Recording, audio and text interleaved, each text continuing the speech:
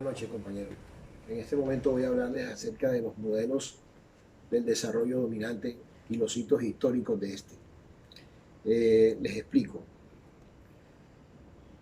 En el año 1966, el señor Paul Swexy dijo que el subdesarrollo de las colonias fue la condición necesaria para perfeccionar el capitalismo monopolista y el auge del imperialismo.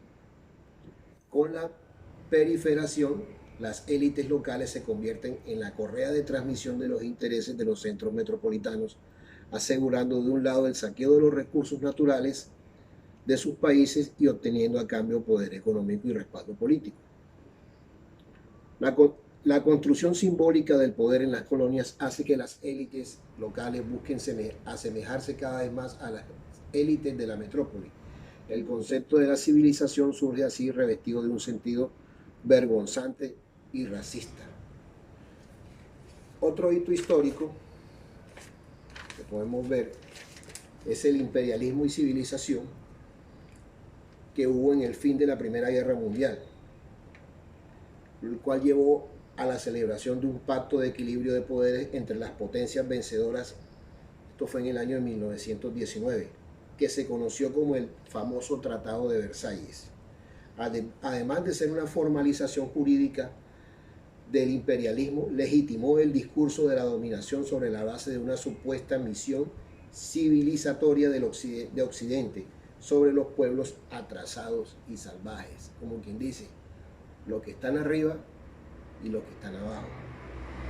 Con este pacto se estipuló la repartición de las colonias por el mundo a través del sistema de mandatos organizado por la Sociedad de Naciones instituida en el mismo tratado. El artículo 22 de este tratado en mención fijó el sistema de mandatos como el derecho internacional aplicable a los territorios coloniales. Los mandatos autorizaron la administración de las colonias repartidas en nombre de la Sociedad de Naciones por parte de las potencias imperialistas, con el fin de conducir esos territorios al desarrollo hasta que fueran capaces de gobernarse por ellos mismos. Y continuamos hoy en día en el 2020 bajo ese modelo. Todavía, según este modelo, no ha sido capaces de tener un desarrollo y estamos en un punto equívoco. Continuamos. Decimos que el desarrollo se presenta como un proceso natural. El desarrollo tiene siempre un sentido y una evolución preestablecida. El crecimiento continuo, para demostrar esta orientación se hace una analogía biologicista entre el desarrollo económico y los procesos de la naturaleza. Los países como los seres vivos están destinados a crecer, por eso el desarrollo es algo natural, se tiene que dar siempre.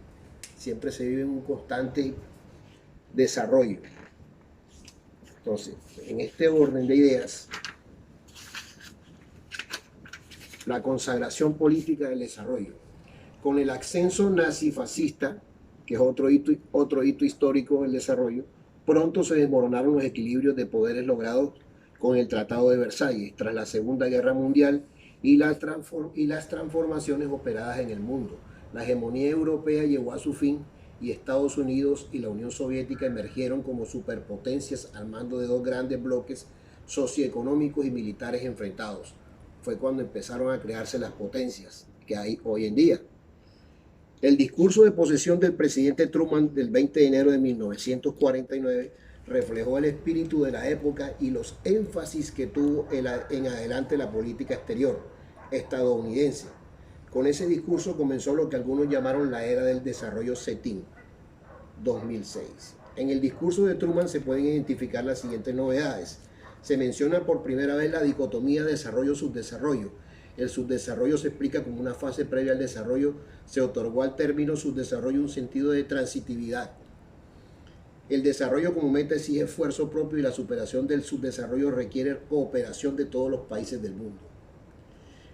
Con ello se pone en un plano de igualdad formal a los países y se debilita la visión imperialista de naciones predestinadas a la misión civilizatoria. Esto fue un pequeño disfraz, pero aún sigue la hegemonía dominante imperialismo, del capitalismo.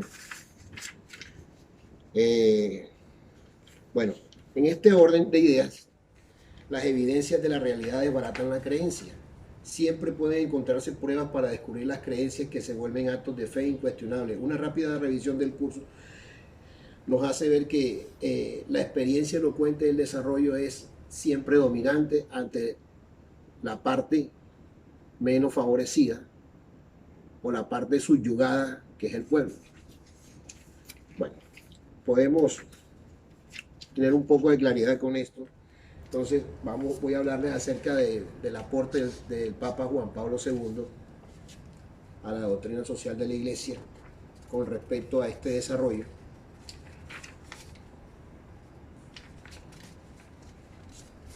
Dice el Papa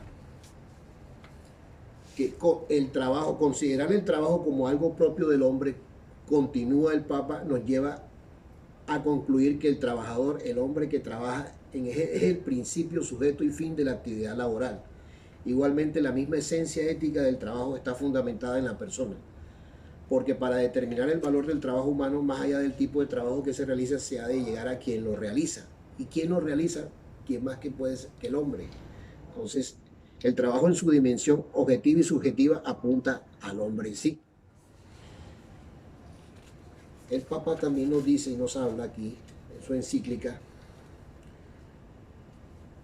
que constata el abismo entre el norte desarrollado y el sur en vías de desarrollo. Se hace mayor, sino que las desigualdades sociales han llevado a niveles de miseria en los países ricos y a manifestaciones de egoísmo y escandalosa ostentación en los países menos desarrollados. La distancia creciente de este abismo compromete seriamente la unidad de la humanidad.